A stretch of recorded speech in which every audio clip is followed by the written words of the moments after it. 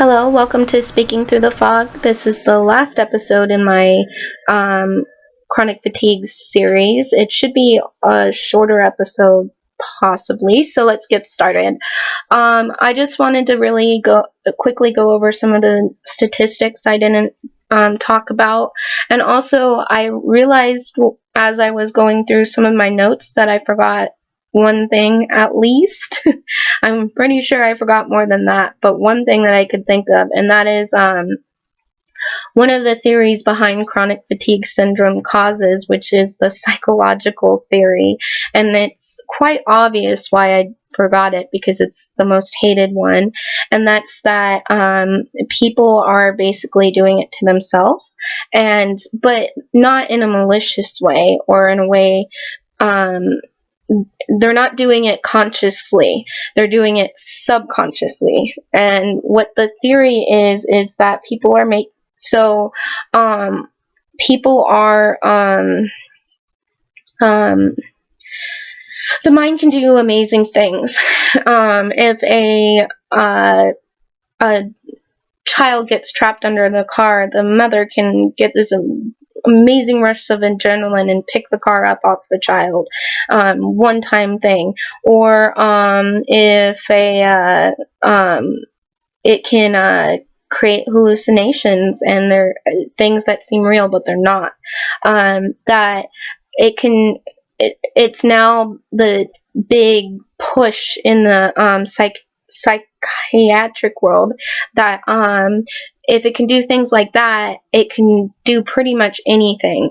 So with chronic fatigue syndrome, a lot of doctors didn't like that they didn't have answers to that, and they turned to the psychiatric doctors, the psychiatrists going, okay, do you guys have any ideas? And the psychiatrists were like, why, yes, we do.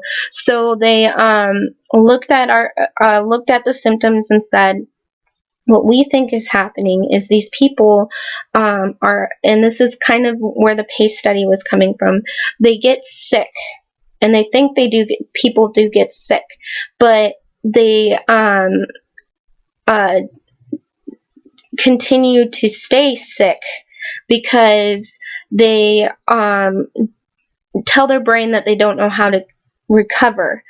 And then they get muscle atrophy because they're laying around, they're not doing as much, yada yada yada.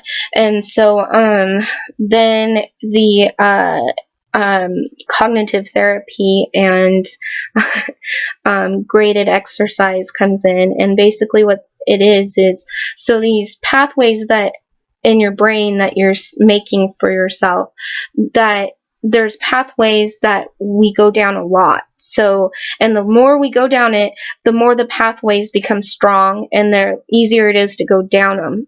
So if you keep telling yourself you're sick and I can't do this because I'm sick, you keep going down them, keep going down them, keep going down them, and it becomes true. And then you start picking up other things like, I'm going to start getting low-grade fevers, because that's what people do when they're sick. So they keep going down that pathway, and then pretty soon they're getting low-grade fevers all the time. I'm really super tired, because that's what people do when they're sick, and they keep going down them and keep going down them and keep going down them. So cognitive therapy is addressing these thoughts. I'm sick, I'm sick, I'm sick, and stopping them and thinking new thoughts. I'm not sick. I'm watching TV and I'm perfectly fine. I'm perfectly fine. I'm perfectly fine. Oh, look, this is something I can do. This is awesome. I'm doing good. I'm doing good. I'm doing good. So you keep thinking these, pretty soon those old pathways of I'm sick, I'm sick, I'm sick, they don't come as strong, they don't come as easy. You start to feel better. And then with the graded exercise, so then you are kind of sick because your muscles are atrophied, they're not working anymore. So then if you slowly work your way back up to previous levels, you will eventually get better and be able to work. And so psychiatrists are basically saying subconsciously you're not able to you're not necessarily not wanting to, but you have pushed yourself into being sick, and your mind makes these symptoms out of nowhere to affirm what you are telling yourself. So, and I could sit here for hours saying how this is so ridiculously stupid. How could I tell my brain to lower my blood pressure? Why would I tell my brain to be foggy all the freaking time? And if I could do that, if I could make myself sick subconsciously, don't you think with all the pain, with all the freaking abuse I've gotten, with all the self-doubt and just getting beaten up and wanting to do things for myself, for my children, for my family, for my fiance, don't you think my brain would have miraculously healed itself by now? Why would I be consistently getting worse? So, and they say, oh, the conscious doesn't know what the subconscious is thinking. So the conscious brain might want one thing, but the subconscious brain wants another, or might want another. And that's just kind of a load of BS to me. It's their way of making an argument impossible. The other thing is, if you set up a system to where you're not supposed to think any negative thoughts, you're not supposed to think that you're still sick, you're not supposed to think a treatment's not working, how do you know if it's really working? Because the people who's on your treatment aren't going to tell you that it's not working, because that's against the treatment. So there's so many things wrong with this. The other thing is, when I got sick, I went back to work.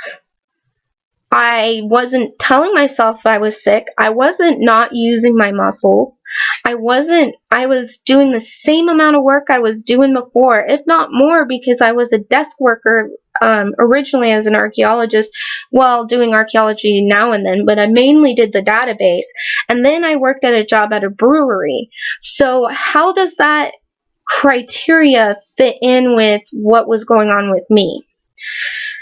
I would be kind of the proof against that. And there are several other people who continue working, especially in the first few years on onset. And actually, the fact that I continued working is probably what got me worse, because exercise, when you have chronic fatigue, is like poison to us, basically. So, that was just an addition. I mean, any chronic fatigue person's going to tell you they've been told it's in your head 1,000 times. So this psychological one, and psychiatrists are not going to want to get it out of the realm. They're going to argue tooth and nail to the very end that it's psychological. And it's not fair. There's no test to say, you can't take a test basically that says, oh, it's not psychological. So you're completely depending on the psychiatrist's word. I will speak more about that in the future. I was planning on being a psychology major, and so it makes it okay if I say no. I don't like psychiatrists. I'm going to say that right now. So I'm going to talk about them more in the future. I'm sorry if you're a psychiatrist. I'm sorry if you have family members that are psychiatrists. But I am going to talk about them. So I wanted to go over some quick statistics with you. So the first thing is chronic fatigue syndrome and its low funding. Now, I've went over a whole bunch of things. One of them is the 30-year standstill when it comes to funding. So even now, HIV and AIDS, with as far as it's come, and with the people with HIV being able to live full lives, not entirely, healthy, but at least, staying at a pretty good baseline. They get $2,500 per person who's diagnosed of research funding money. Now, chronic fatigue syndrome, however, only gets, and the estimates vary, $2 to $5 per person for per person diagnosed for funding towards chronic fatigue syndrome, even now. So that's how severely underfunded chronic fatigue syndrome is, and they're not even close to getting being able to get a treatment, which is just very sad to me because it is very devastating. So the estimate right now is that ME/CFS affects 836,000 to 2.5 million Americans. That's Americans alone. Britain has a very high concentration of chronic fatigue sufferers. It's an estimated 84 to 91% of people with chronic fatigue syndrome have not yet been diagnosed. And that's because it takes forever to get diagnosed. It looks like 1,000 other things, and some doctors don't even accept it as a possibility.